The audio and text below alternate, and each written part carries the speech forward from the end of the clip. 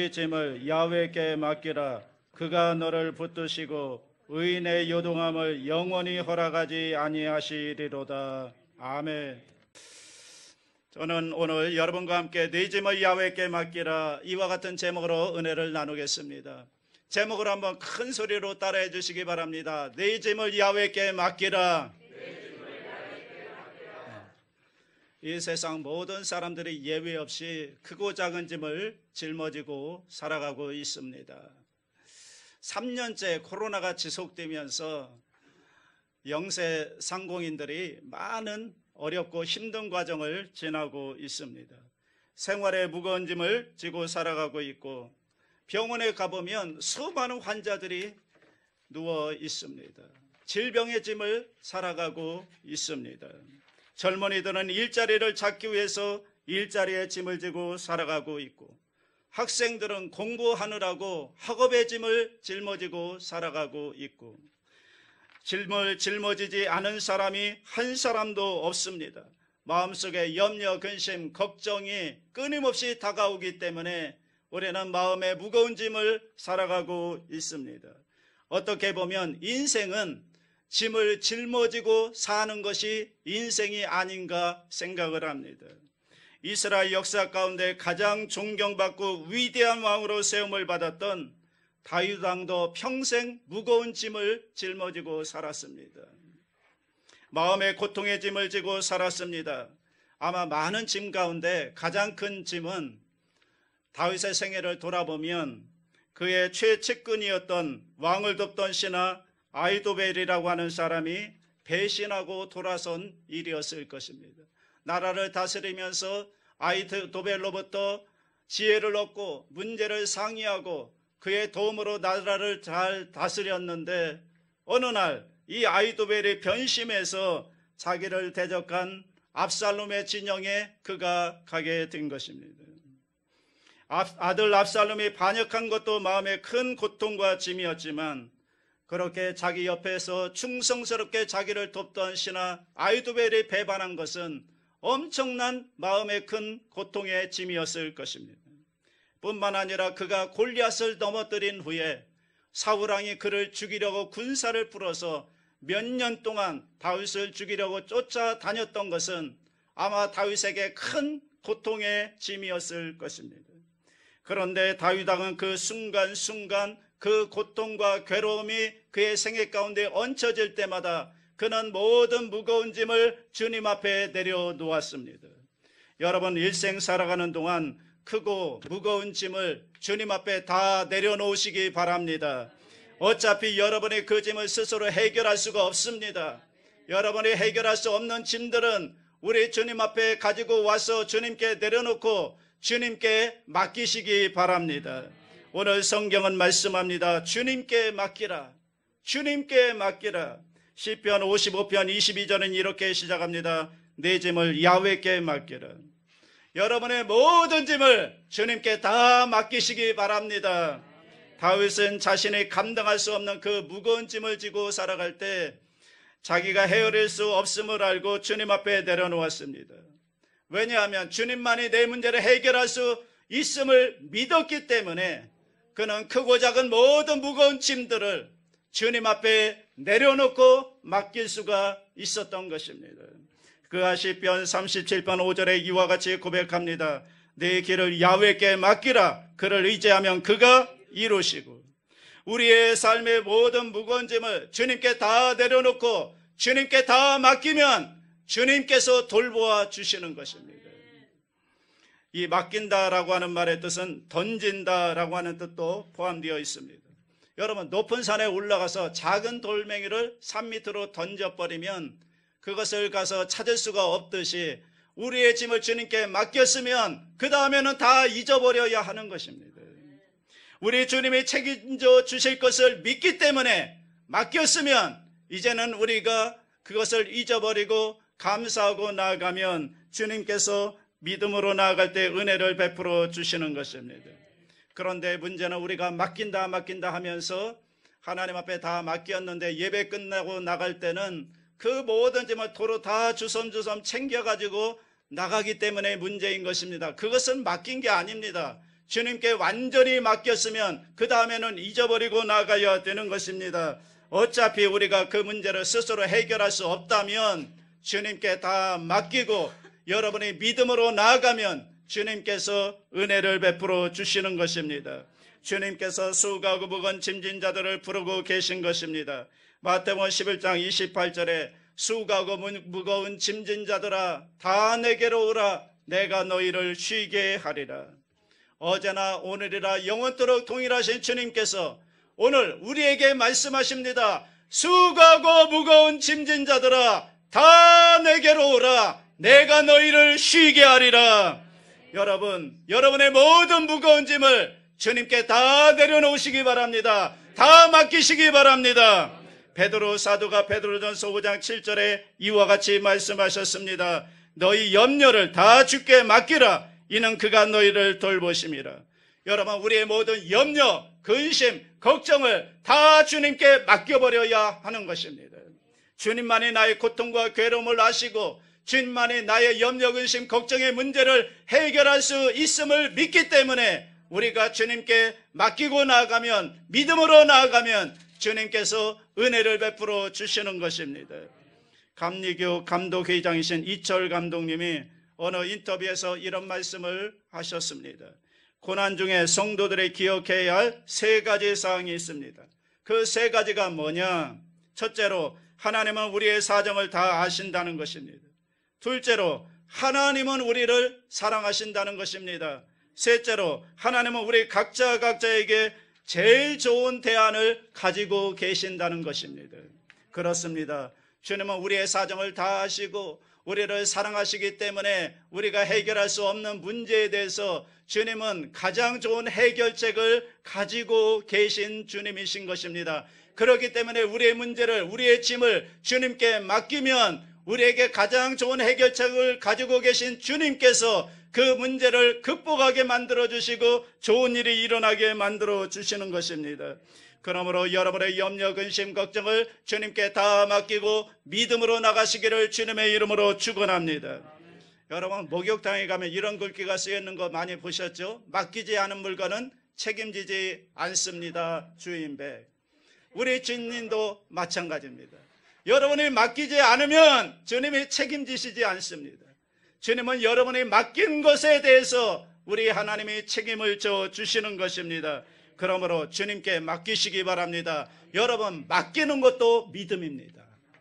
누가 맡길 수가 있습니까? 주님만이 이 문제를 해결하고 이 문제를 응답해 줄 수 있다는 믿음을 가진 사람만이 그 문제를 맡길 수가 있는 것입니다. 그렇기 때문에 맡기는 것도 믿음입니다. 여러분, 맡기시기 바랍니다. 여러분 스스로 감당할 수 없는 수고하고 무거운 짐이 있다면 여러분 스스로 해결할 수 없습니다. 그럴 바에는 주님께 맡기시면 주님이 책임져 주시는 것입니다.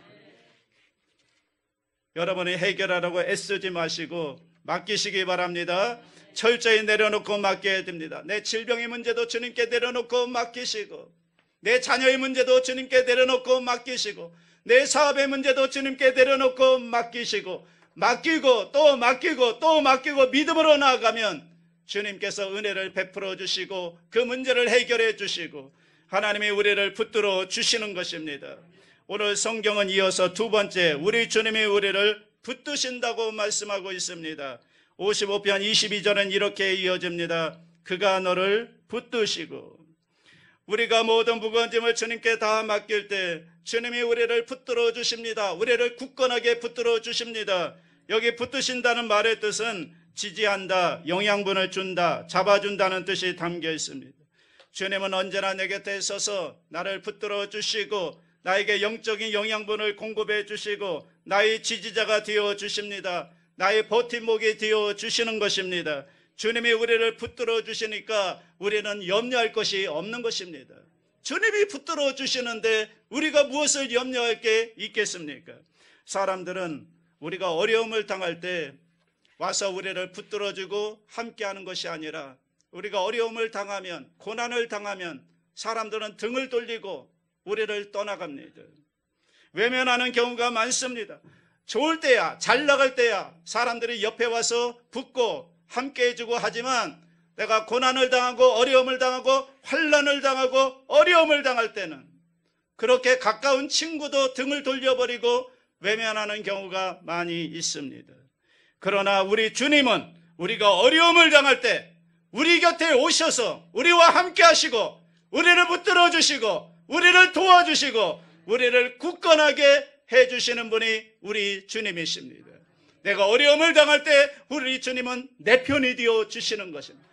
다른 사람 다 떠나도 주님만은 나를 떠나지 않습니다. 내 편이 되어 주셔서 나를 도와주시고 나와 함께하여 주시고 나를 인도해 주시는 것입니다. 시편 118편 6절에 야훼는 내 편이시라 내가 두려워하지 아니하리니 사람이 내게 어찌할까. 하늘과 땅의 권세를 가지신 주님께서 내 편이 되어 주시는데 누가 우리를 해할 수가 있겠습니까? 여러분 믿으시기 바랍니다. 여러분이 어려움을 당할 때 힘든 일을 당할 때 주님이 나와 함께 하시고 내 편이 되어 주신다는 사실을 믿고 여러분의 모든 무거운 짐을 주님께 맡기시고 믿음으로 나아가면 하나님께서 여러분을 붙들어 주실 줄로 믿습니다. 우리를 도와주시기 때문에 여러분 주님만 믿고 나아가면 좋은 일이 반드시 일어나는 것입니다. 사도 바울이 로마서 8장에서 이렇게 담대하게 외쳤습니다. 그런즉 이 일에 대하여 우리가 무슨 말하리요? 만일 하나님이 우리를 위하시면 누가 우리를 대적하리요? 하나님이 우리를 위하시면 누가 우리를 대적하겠습니까? 하나님이 나와 함께 하시고 나를 붙들어 주시면 누가 우리를 해할 수가 있겠습니까? 그 어떤 대적도 그 어떤 무서운 권세도 우리를 대적할 수 없습니다. 왜? 주님이 우리와 함께 하시고 내 편이 되시고 나를 붙들어 주시기 때문에 우리는 주님으로 말미암아 승리하게 되는 것입니다. 그러므로 여러분 우리의 믿음이 견고하여 주님만 붙잡고 의지하고 나가면 반드시 주 안에서 좋은 일이 일어나는 것입니다. 이사야 26장 3절에 주께서 심지가 견고한 자를 평강하고 평강하도록 지키시니 여러분의 믿음의 심지를 견고하게 하시기 바랍니다. 여러분의 믿음이 흔들리면 안 됩니다. 어렵고 힘들다고 해서 믿음이 흔들리면 안 됩니다. 믿음의 심지를 견고하게 하시기 바랍니다. 그 뒤를 이어서 이렇게 말씀합니다. 이는 그가 주를 신뢰함이니이다. 우리가 주님을 믿고 신뢰할 때 우리의 믿음의 심지가 견고하게 될 때 주님께서 우리와 함께 하시고 우리를 붙들어 주시고 우리를 도와주셔서 은혜 위에 은혜를 더해 주시는 것입니다. 그러므로 여러분 염려할 시간에 기도하고 기도로 여러분의 짐을 주님께 맡기시기 바랍니다. 그러면 반드시 좋은 일이 일어나게 되는 것입니다. 감옥에 갇혀 있는 사도 바울이 감옥 밖에 있는 빌립보 교인들에게 편지를 쓰면서 마지막 부분에 이렇게 권면합니다. 아무것도 염려하지 말고 다만 모든 일에 기도와 간구로 너희 구할 것을 감사함으로 하나님께 아뢰라. 그리하면 모든 지각에 뛰어난 하나님의 평강이 그리스도 예수 안에서 너희 마음과 생각을 지켜주시리라. 염려하지 말아라.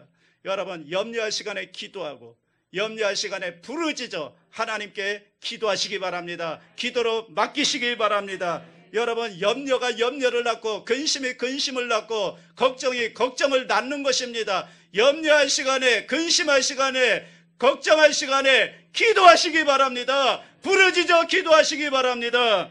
하나님 앞에 부르짖어 간구하면 하나님께서 반드시 우리의 기도를 들으시고 응답해 주시는 것입니다. 그러므로 우리가 환난을 당할 때 고난을 당할 때 우리가 주 앞에 반드시 기도와 간구로 나아가야 하는 것입니다. 여러분 고난 당할 때 환난을 당할 때 좌절하고 낙심하고 뒤로 물러갈 것이 아니라 그때는 오히려 주님 앞에 더 가까이 나와서 주님 앞에 기도로 나아가야 합니다. 감사함으로 나아가야 됩니다. 그러면 주님께서 모든 환난을 명쾌해 주시고 우리를 승리하도록 인도해 주시는 것입니다. 시편 121편 7절에 야훼께서 너를 지켜 모든 환난을 면하게 하시며 또 내 영혼을 지키시리로다. 우리의 영혼을 주님이 지켜주십니다. 주님이 우리와 함께 하여 주십니다. 우리를 지키시고 보호하시고 함께 하여 주셔서 어떤 환난 가운데서도 우리가 흔들리지 아니하고 주님만 딱 바라보고 나아가고 믿음으로 나아가면 주님께서 역사하여 주셔서 그 환난을 명쾌하여 주시고 우리로 하여금 승리하게 만들어 주신다는 것입니다. 여러분, 얼마나 힘들고 어렵습니까? 코로나가 끝나는가 했더니 오미크론이라는 변이 바이러스가 나타나가지고 얼마나 우리를 힘들고 어렵게 하는지 모릅니다.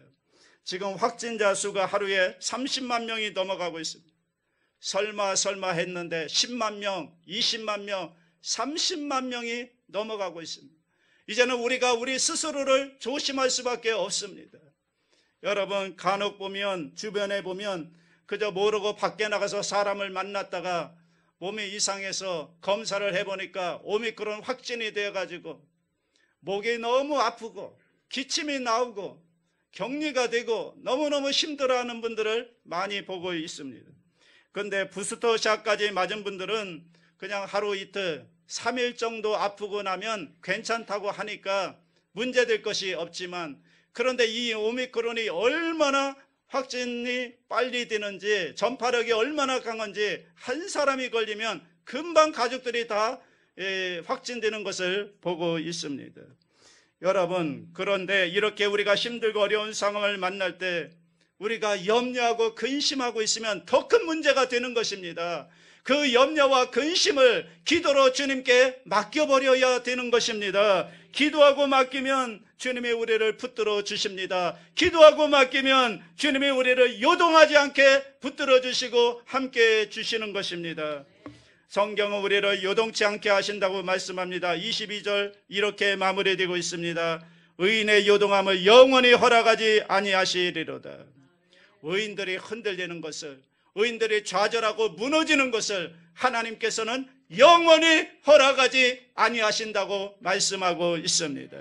하나님께서 하나님의 백성들이, 의인들이 환난 중에 여러분이 믿음만 지키면 하나님께서 여러분이 흔들리지 않도록, 무너지지 않도록 붙들어 주신다는 약속의 말씀인 것입니다.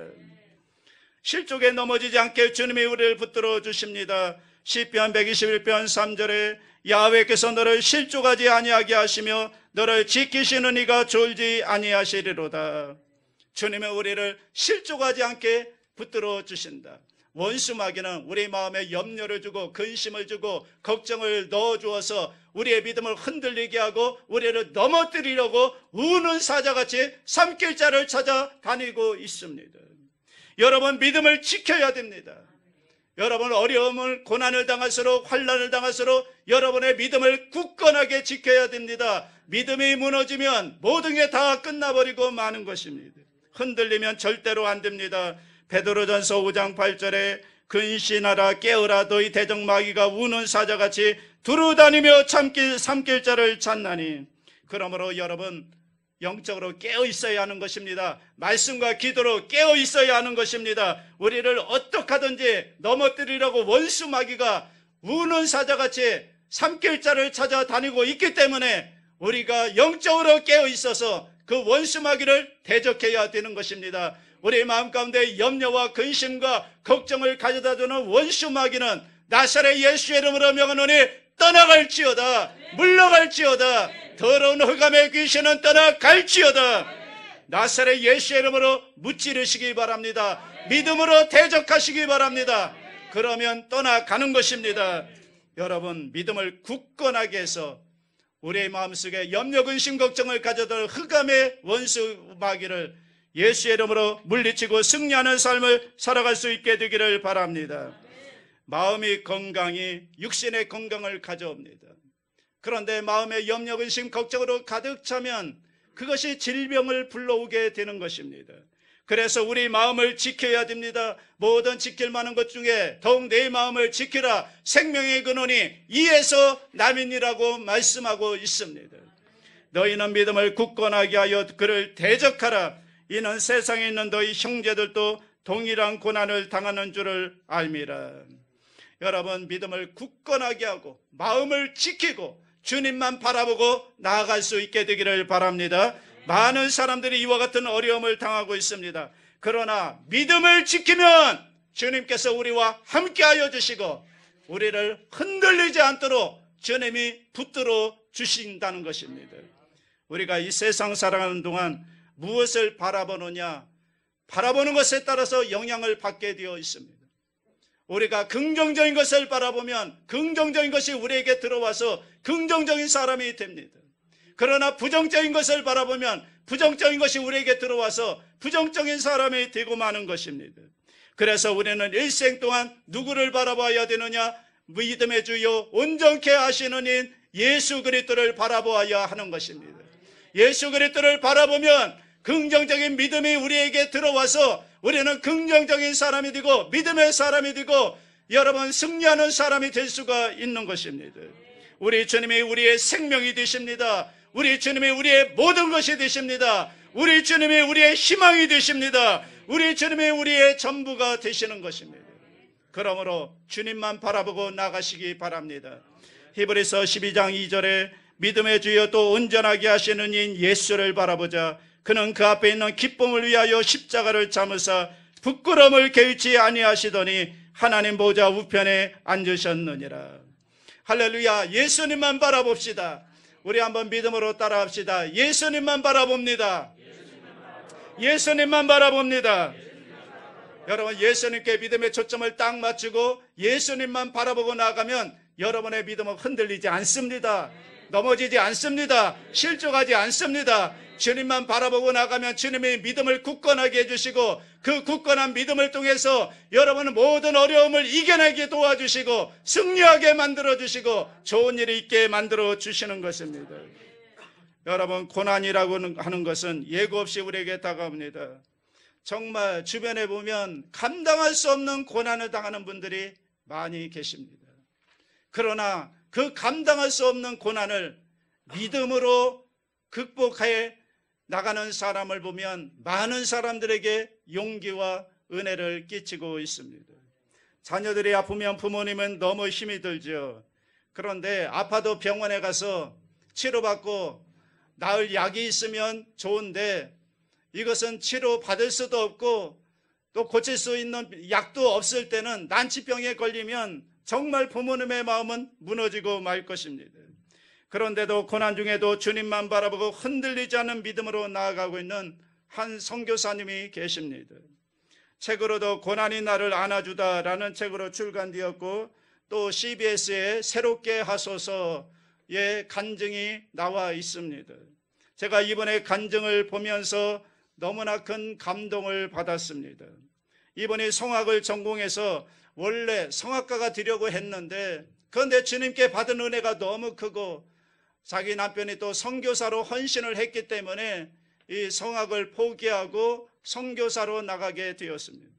중앙아시아에서 2003년부터 두란노 해외 선교회 파송 선교사로 선교 사역을 하는데 2007년 안식년을 맞아서 잠깐 두 아이를 데리고 한국에 들어왔는데 딸이 한별이고 아들이 예준입니다. 얼마나 애들이 예쁘고 귀여운지 모릅니다. 그런데 아이가 이상해서 병원에 가서 자세히 검사를 해보니까 희귀성 난치성 질환인 미토콘드리아 근육병에 걸린 것을 알게 됩니다. 심장과 장과 근육이 점점 약화되어서 그 경련이 일어나서 완치될 수가 없고 6년 이내에 다 세상을 떠나는 병이랍니다. 둘째가 막 뒤집기를 할 때 큰딸 한별이가 퇴행이 시작되었습니다.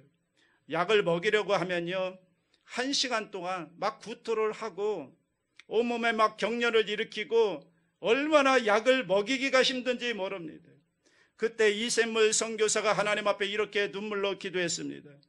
선교사로서 그렇게 헌신하며 하나님께 인생을 바쳤는데 하나님 이거 너무한 거 아닙니까? 너무 버겁잖아요. 자기 딸 아이의 고통을 지켜보면서 죽어가는 딸 아이를 바라보면서 마음이 무너집니다. 너무 버거웠습니다. 두 자녀를 부둥켜 안고 40일 동안 눈물로 새벽 기도를 하는데 하나님께서 은혜를 주셨습니다. 너희 아이같이 장애를 가진 아이들을 돌봐라. 아, 특별한 아이, 내가 감당할 수 있는 아이라 하나님이 나에게 보내신 것이구나. 그래서 한별과 예준이 같이 장애로 버려진 아이들을 돌보기로 마음에 먹었습니다. 병원에도 못 가고 하나님을 알지도 못하고 선교지에 버려진 장애 아동들을 섬겨야 되겠다. 그래서 이 아픈 아이들을 데리고 다시 선교지로 들어가서 큰딸 한별이가 2010년 1월 21일 날 하나님의 품으로 떠납니다. 예준이도 급속한 같은 병이 퇴행이 와서 그 아이가 매일 죽음과 싸우고 있는데, 그런데 기적적으로 6년을 버티지 못하고 세상을 떠난다고 했는데 지금 15년째 투병을 하고 있습니다. 현재 16살이 됐는데 예준이는 골반이 탈구라고 근력이 다 사라지고 팔도 나무처럼 굳었고 지금 움직일 수 있는 곳이라고는 눈썹밖에 없다는 겁니다. 눈썹만 움직이고 모든 것은 움직일 수가 없는 겁니다. 그런데도 늘 천사 같은 미소를 짓고 있습니다.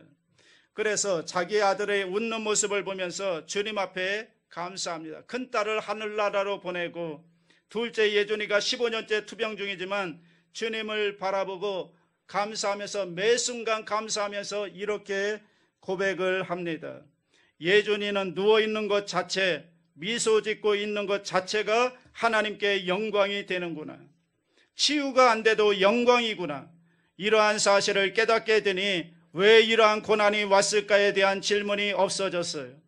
그래서 매일을 감사로 살아내니까 똑같은 고통이 와도 마음에 근육이 생기고 살아갈 힘이 생겼습니다. 여러분, 저보다 한 100배는 믿음이 더 큰 것 같습니다. 책에서 고난에 대해서 그는 이와 같이 고백을 합니다. 고난당함이 유익이요, 그것은 주님과 같은 길을 걷는 참 그리스도인에게 허락된 시간입니다. 고난을 통과하는 가운데 그리스도인에게 진정한 형통이란 주님이 함께 하시는 삶이지 고난 없는 삶이 아님을 고백하게 되었습니다. 오히려 고난당함이 그리스도인으로서 잘 살아가고 있다는 증거입니다. 여러분, 고난은 축복의 통로인 줄로 믿습니다. 주님을 바라보고 모든 고난을 여러분 믿음으로 잘 이겨낼 수 있게 되기를 바랍니다. 모든 염려, 근심, 걱정을 주님께 다 맡기고 믿음으로 전진해 나아가는 여러분 되시기를 바랍니다. 여러분, 오늘 이 예배 가운데 어떤 수고하고 무거운 짐을 짊어지고 나오셨습니까? 오늘 주님 앞에 다 내려놓으시기 바랍니다. 주님께 다 맡기시기 바랍니다. 주님께 맡기시면 주님께서 책임져 주시는 것입니다. 개인의 짐, 가정의 짐, 생활의 짐, 자녀의 짐, 직장의 짐을 다 내려놓으시고 주님께 맡기시고 기도하시기 바랍니다. 주님, 나를 불쌍히 보시고 나를 이 어려움에서 나를 건져 주시옵소서.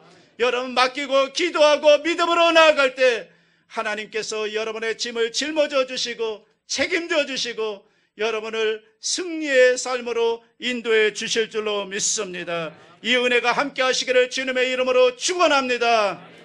전능하신 하나님 아버지, 모든 무거운 짐을 주님의 십자가 밑에 내려놓습니다. 개인의 짐, 가정의 짐, 생활의 짐, 직장의 짐, 사업의 짐, 마음의 짐, 질병의 짐을 다 내려놓습니다. 주님, 우리를 불쌍히 보겨 주시옵시고 우리를 그 절망에서 건져 주시며 주님의 평안함으로 넘치게 채워 주시옵소서. 예수님의 이름으로 감사하고 기도하옵나이다. 아멘.